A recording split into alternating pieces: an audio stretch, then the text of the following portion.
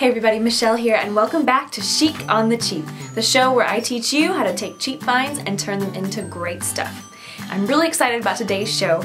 It's a really fun, cheap way to make a knockoff dress from Anne Klein. This dress retails for $140 at Nordstrom and I was able to recreate it for about $5. Now here's how I did it. I found this dress at Goodwill for $5 and the trick to this dress is to find a thrift store dress that has a lot of material to work with on the top of the dress. So I found one with long sleeves and a lot of material, a high collar, something I could work with. And then the skirt was really just plain. We're not going to have to do a lot to the skirt.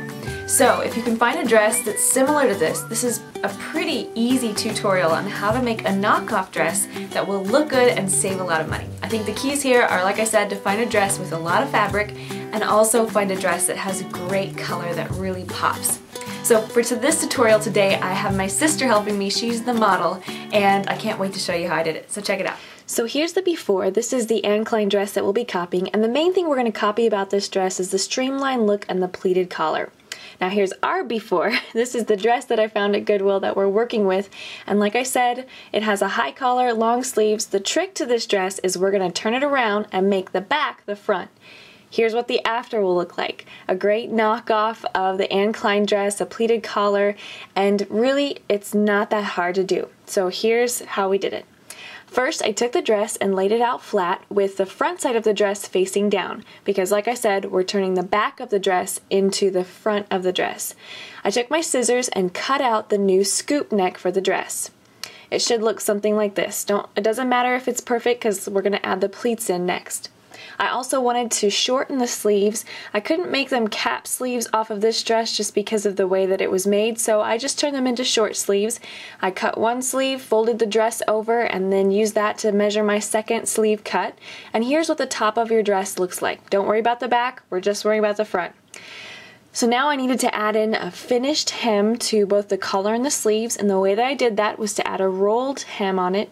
That's where you fold the fabric over and then fold it over again and then sew it in place. Once you have that done, put the dress on or put it on your model and just fold those pleats into place so that they look good, pin them in place, and then sew them down in place. Now all you need to do is just follow the collar with a straight line to hold them down, and they should stay nicely. I also needed to shorten this dress, so instead of just rolling it under like I do sometimes, I cut off the bottom of the part of the dress that I wanted to remove and then just gave the dress another rolled hemline.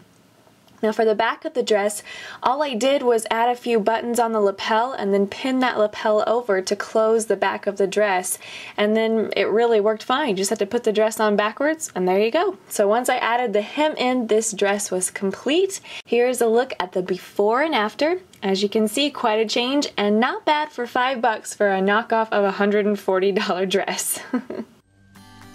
And that's this week's Chic on the Cheap. Make sure to join me right back here next week. I'll have a project that you don't need a sewing machine for. Just some paint, some glue, and an afternoon. We'll see you right back here next week.